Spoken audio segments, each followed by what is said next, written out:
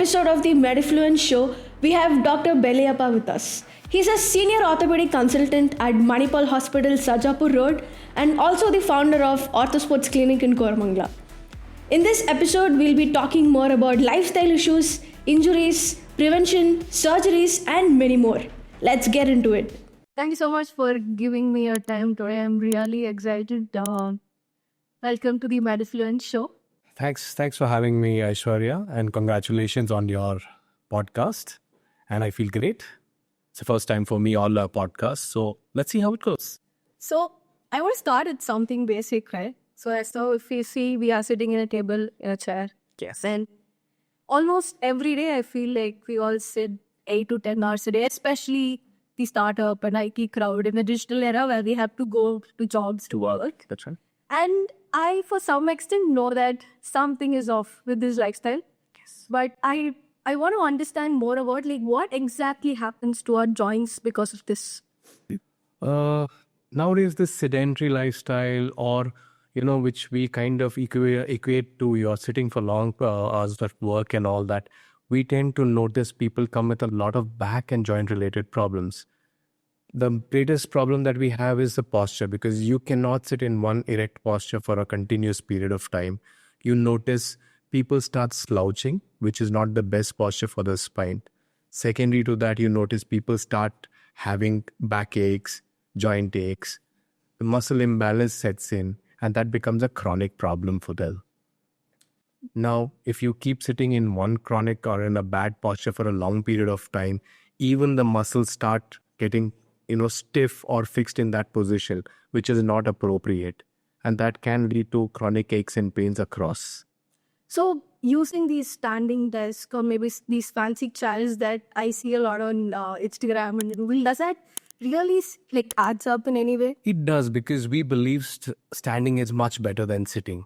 So if you can alternate between standing and sitting, you have these desks which you can adjust, where you can sit for a period of time, maximum 30 minutes, then readjust your bench so that you can stand. So automatically you are activating the muscles, you're giving a break to the muscles, and you're even improving your posture. I had seen a lot of doctors talk about take a break every 30 minutes, go for a walk. But I feel like it's not really practical in the era we live in, right? I want to understand what are these tiny things that we can do every day to probably minimize the effect of this long hours that we sit. I think working long hours is an excuse, to be very honest. Okay. In today's era, I think where a lot of people are working out of home, and even your workspace is well designed, at least ergonomically designed, you can always take frequent breaks. We believe that sitting in a fixed posture more than 30 minutes is not ideal. Beyond that, you would notice your posture starts, you start drooping, your muscles start hurting. So ideal would be to get up, walk around for a couple of minutes, just move your shoulders, your neck, then come and sit. What I tell my patients is just go get a glass of water and come. Okay. That's good. That's a good break for you. Mm-hmm. You hydrate yourself at the same time, you give a break to your muscles. Got it. So when you were just talking about this, I just randomly remembered a reel that I saw. Yeah. Where another orthopedic surgeon talked about moving up your calves up and down, sort of when you sit. Yes, does that answer? It does, to a great extent. So you are activating other muscles so that they don't get stiff. Mm-hmm. That helps improve the blood supply also. If you keep constantly moving your ankles, you keep moving your knees, you are improving the blood supply also to the lower limbs. Because sitting again in a fixed posture can lead to some amount of blood pooling, stasis of the blood in the legs and all that. The blood supply again back to your muscles decreases. So once you do this, you're activating the muscles, improving the blood flow. That helps you in the long run for sure. Got it. So moving forward, I feel like everybody out here, we are all busy with our job every day. And most of us take out the frustration that we have going out, playing a sport in the weekends. Probably badminton or cricket or football, whatever it is, right? You see a lot of these pickleballs even picking up in Koramangala and a lot of other places in Bangalore. And I remember seeing a reel that you put out where you talked about weekend athletes, right? Yes. So you mentioned specifically that weekend athletes get injured more than even professionally trained athletes. So why does that I want to know more about your take on that. I think this has a lot to do with the continuity of the sedentary lifestyle And we loosely use the term weekend warriors nowadays because most people don't do much over the weekdays, and suddenly they realize we need to get fit or get into a sport, and Saturday, Sunday is the time. And to save time, you try to do a lot in that one couple of days. That's not ideal for the body because your body has the muscles and your body is not used to any activity for the last 5 days. And then suddenly it's put to a maximum use. Got it. And that's one of the reasons I've seen a lot of people come with a lot of injuries. Again, muscles being extremely cold before they start playing, not active, not stretched to its ideal length before they start playing a sport. That's one of the few reasons that I've noticed they come with a lot of injuries. So what can we do to minimize the effect, right? Because everybody wants to play out there on the weekend. Don't try to do too much over the weekends. Okay, it should be a very gradual return. You have to be mindful of the fact that you haven't done much physical activity over the last couple of days, and then you need to slowly let your body get into the sport or physical workout whatsoever. What I would suggest to most of my patients is most people who would want to go back into a weekend sport or a weekend workout would be to start small, do a lot of warm-ups. That's essential. Do enough stretching before you start any sport or any workout. That's ideal. But that does cooling down with proper swimming, does that really? Yes, it does. It does. See, it's not just about warming up and all that. We do realize rest and recovery is essential. Cooling down is an essential part of it. That lets your muscles go back to its normal lengths, to normal activity and all that. And that was helpful in the recovery process. So when you mentioned about rest, I sort of remembered my cricket training days where I was playing professional cricket, I would say about 4 or 5 years back, and I was a leg spinner.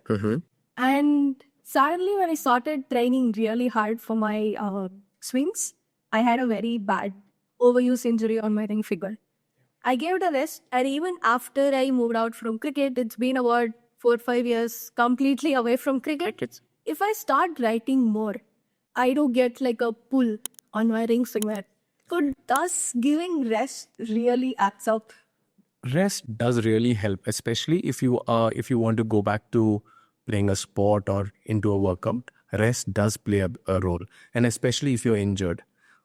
I believe you have to give your body enough time to heal if you're injured. If you do not give that, that will always cause a chronic problem, and you return to sport or workout is always difficult. I tell a lot of my people coming to my clinic that, pain, we believe, is a protective reflex. When you have a pain or an ache, it's your body telling you to take a break. There's something not right. If you tend to push through the pain, you may end up worsening the injury, and that can lead to more catastrophic problems. So I have like a very fundamental question here. I do understand that whenever we have pain, we sort of avoid going to a doctor. We want to see how long is this pain staying up for maybe. And when it comes to sports, I feel like professional athletes or somebody who is even like trying to play over the weekends, they always have some sort of injuries here and there, but they don't really like put up their mind into it and get like a professional help.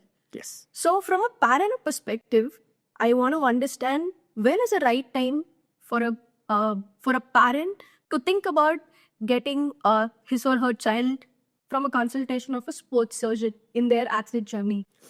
So I think any sports-related injury while playing a sport or while doing a particular workout, if someone injures themselves, I think that has to be evaluated immediately. I don't think there is any role for you to wait and watch. Yes, slight aches and pains after a workout where you've not really injured yourself, you can give it a couple of days. Wait for it. If the pain subsides, you're good to go. If it does not, get it evaluated by a medical professional. A lot of times I see people, they twist their ankle or they hurt their wrist following a sport. They have pain and swelling. That has to be immediately taken care by a medical professional. That has to be. From a prevention angle, let's see that, even take me as an example. I started playing sports pretty early in my life. I would say when I was in second or first standard, I started picking up badminton. And I was a little bit privileged to get into more of these sporting bodies which supported physiotherapy and a lot of other professional setup. Yes. But I've seen a lot of my friends getting into injuries and then not even understanding about Like why it happens and how can you even get out of this? So I just want to understand, like, one question that I always have in mind is, do you think it's good to get like a consultation from a prevention angle? Yes, I think it is ideal.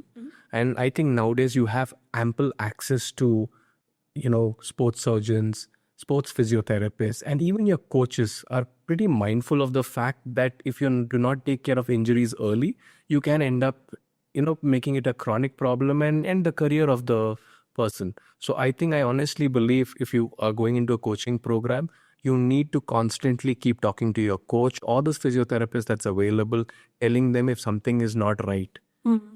Prevention is the best cure, as we believe.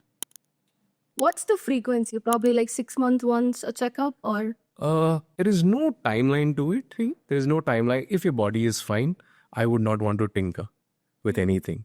But if you feel that there is a chronic ache or pain which you've been carrying for a couple of weeks or months, I think it's time to get it evaluated. Just have a word with your sports physiotherapist. He will put you on to one of the sports surgeons, to get it evaluated. And if there is a treatment plan in place, that will definitely help you. so I don't understand that after a particular injury, there is a sort of protocol. It's getting into physiotherapy. All of that really helps us in the recovery. Yeah. But if you take out common injuries, let's say cricket, right? Yes. Give me some common injuries that bowlers would face. I think the most common that we notice is a rotator cuff injury to the shoulder. And nowadays, of late, we see a lot of them having back injuries because of the constant impact that they have to go through. These are two main common injuries that we notice. Less frequently, ankle and knee. They do come with, ligamentous injury of the knee and the ankle as well. So if you could give me like a checklist, right, for anybody watching this podcast, next a player or probably a parents. Yeah. I want to just understand like a maybe 3 or 4 point checklist which would help them prevent their child or themselves from injuries. I think first and foremost would be do a good amount of warm-up when you're getting into a sport or a workout. Good amount of warm-up is what's going to really set you up for the game. Followed by stretches. That's very essential just to get your muscle activated. Third would be to learn the right technique and form. That's very important. If we do not follow the right technique and the right form, you tend to injure different parts of the body because of, muscle imbalance, or you tend to overuse other parts of the body. And third, any injury, take a break. That's very essential. I think everybody says take a break, but nobody specifies how long that break is. Now, again, it depends on the severity of the injury. Mild injuries and all, 2 to 3 weeks is good enough. Any severe injuries has to be evaluated, and then the treatment plan is put in place. And then that rest can vary. So let's move away a little from sports. I want to get more. For me personally, you operated on my mother. Yes. Like, I think about 8 months back. That's right. And it took me, I would say, at least like 4 or 5 years to convince her to come for a checkup and get a consultation done and see like how severe this injury is. Yes. I want to like understand like when is the right time, like a non-negotiable timeline for anybody with any sort of injuries to come for a consultation, and they would know that the surgery is the option, speaking to some of the surgeons, but they keep second guessing. They will like, let's give it some time and then like figure out. Okay, I will split this into a couple of parts. The first would be something related trauma or injury. If someone notices after a trauma or an injury, there is some swelling, severe pain, or there is any kind of deformity around the limb, that has to be evaluated immediately. That's a red flag that has to be sorted at the earliest. A lot of sports injury where you notice like the knee or the shoulder is a little unstable and all that. After the first couple of episodes, I would advise them to meet a medical professional, get it evaluated. The whole reason is to make sure that you can get the best out of the treatment plan and to ensure that you can go back to playing a normal sport. Yep. So let's take an example, right? Knee replacement surgery. Yes. I want you to go in depth about probably the first step is consultation. Yes. And then the surgery. What happens before the surgery? What happens after the surgery? And how long does it take for the recovery period? Okay. So knee replacement, I think you're aware personally, it is a major challenge in our country, convincing the patient, to be very honest, because there's a lot of hearsay. People say, we've got it undergone knee replacement, we've not reaped the benefits of it, or for some particular reason, we had to undergo physiotherapy for a long period of time, and that was pretty tiresome. These are a lot of these, rumors doing the rounds, to be very honest. But having said that, anyone with severe osteoarthritis of the knee which warrants a knee replacement has to be evaluated first. First, we do a complete physical examination of the patient, a complete radiological examination as well to make sure that the arthritis has progressed. Once that is done, we will advise joint replacement surgery for the patient.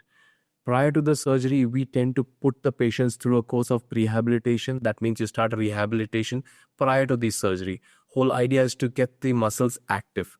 That helps the patients in the post-operative period also, because they understand what they have to go through in the post-operative period. Okay. And the surgery per se is not difficult. Okay. What we do is we just open up the joint. The part of the joint that is damaged, just a few millimeter, is excised, and we put metal caps on either sides. In between that, there's a solid plastic that goes, and that acts like the joint where the movement occurs. In the post-operative period, we are very aggressive with rehabilitation. We make the patients walk the very next day. We start bending the knee. And we're looking at a good course of a month to 2 months of rehabilitation before the patient goes back to doing all normal activities. Understood. So, do you think it takes roughly about a year to fully recover out of it? I think the recovery process varies from individual to individual. We have seen people who are very motivated are back on their feet within a month, and walking and going out, climbing stairs and all that. And then there are a few who take some time. Doesn't mean something's wrong with them. It's just that they have taken that much time to recover. I feel like physiotherapy plays a major role in this, right? Yes. And especially if you think of my case, we got a physiotherapist coming to our home and getting these sessions done every day, a couple of sessions. So I want to understand from your perspective as an orthopedic surgeon, how important do you think physiotherapists are for your specialty specifically? I think physiotherapy is very essential part of my practice. Okay, be it sports surgery or knee replacement or shoulder replacement or hip replacement surgery for that matter. Rehabilitation is the cornerstone once we're done with our part. The whole idea is to get the patient back to near normal as possible at the earliest. Okay, it's not about, a lot of people believe that once I have operated, the job's done. I think your main recovery starts once my surgery is done, the rehabilitation and the physiotherapy part. That's where we start mobilizing your joints, activating your muscles, making you walk, getting back on your feet to go back to your near normal self. I'm just really curious over here. I want to know more about what in a day in a life is for an orthopedic surgeon. What happens from morning to night? That's a nice question. It depends. So there are days where we operate and there are days where we consult. Okay, my day usually starts at 8 a.m. in the morning if I'm consulting. So I go to my outpatient clinic. So I do see patients from around 9 in the morning to about 3 to 4 in the evening, basically evaluating all my patients, seeing if anybody needs any surgical help or some of my follow-ups who I've operated upon, just to make sure they're doing well.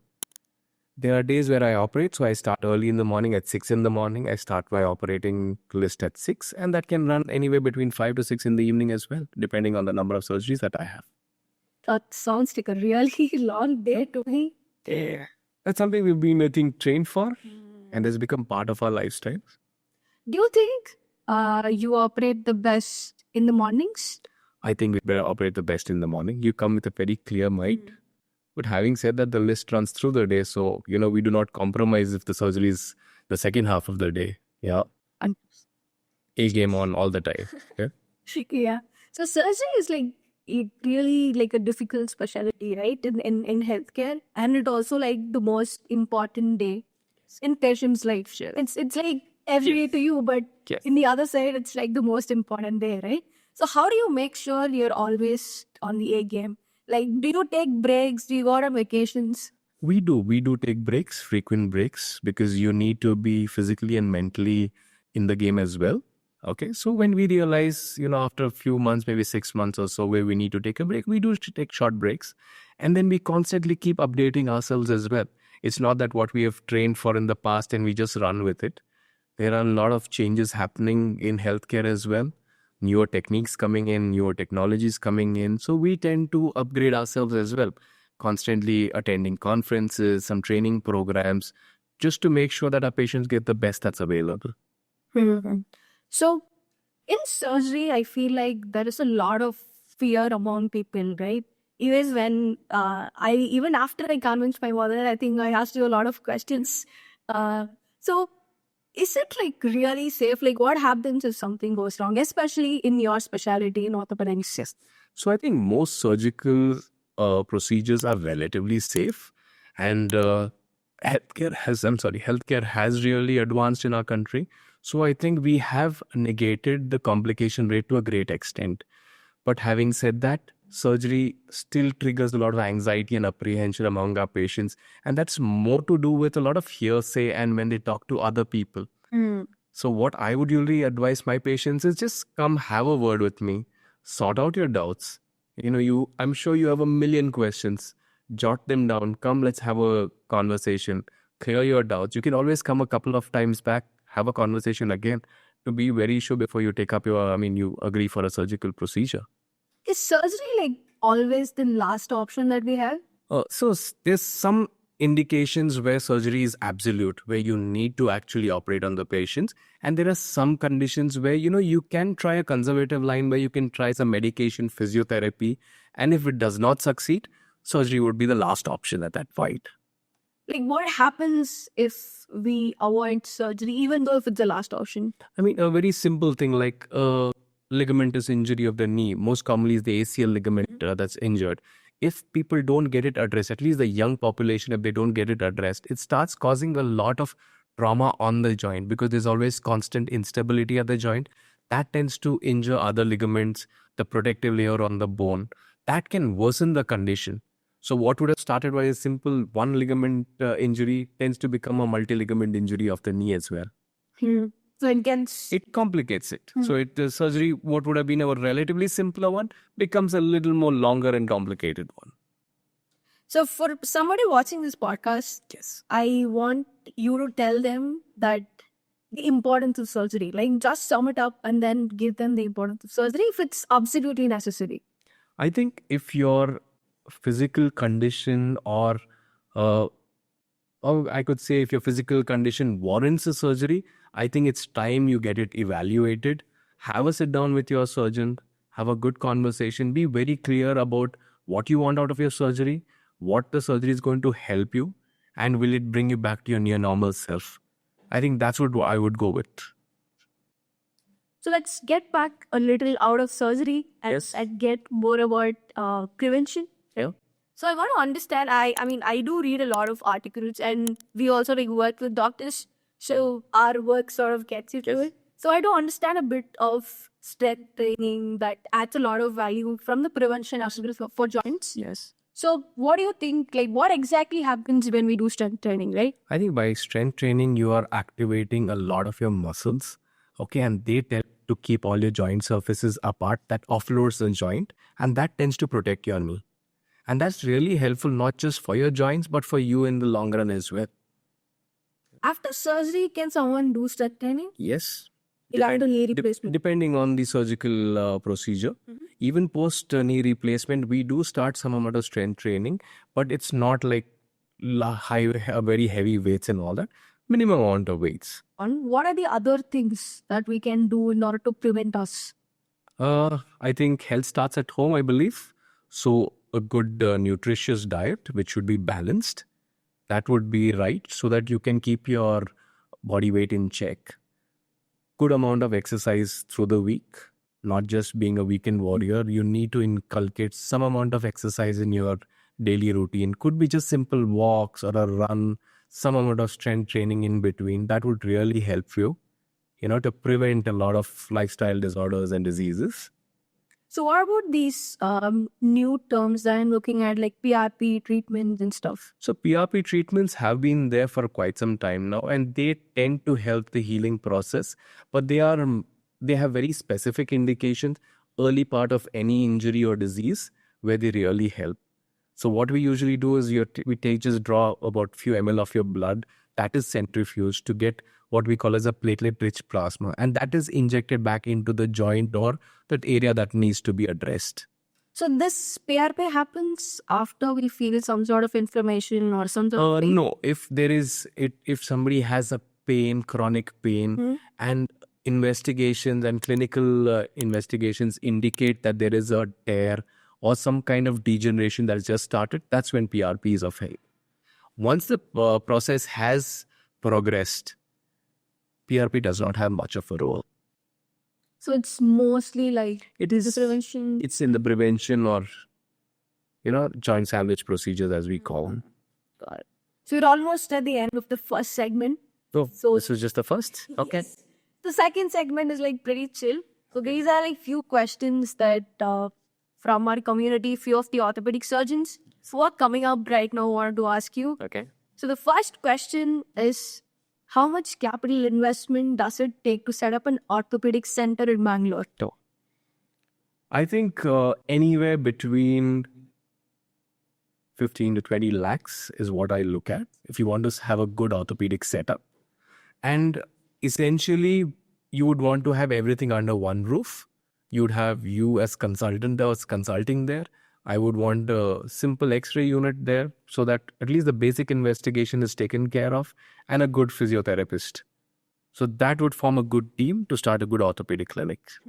So the other facilities like the X-ray unit and few other facilities also we do have it. How much does... So I'm just giving you a rough estimate. If you want to set up everything, would cost you about 20 lakhs, to be very honest. For a good unit, including your X-ray unit, having a good physiotherapist on board with their equipment and all that would cost you about 20 lakhs. Okay. So from the return on investment perspective, Yes. how long do you think it takes to break even? But that's a difficult question to answer, to be very honest. That could vary. Yeah, from individual to individual. It depends on your practice as well, because the first couple of years is always going to be a struggle. And it's about you going on a regular basis, being available in your clinic, and slowly your practice picks up. So I think I would not be able to put a number on it, to be very honest. Okay. So the second question here is, what are some of the key hires that we have to make for an orthopedic center? Like I told, I think having a good receptionist to run your show, because she's going to be the liaison between you, your physiotherapist, and your radiographer. A radiographer to run the X-ray unit, and a good physiotherapist. I think these are the essential hires.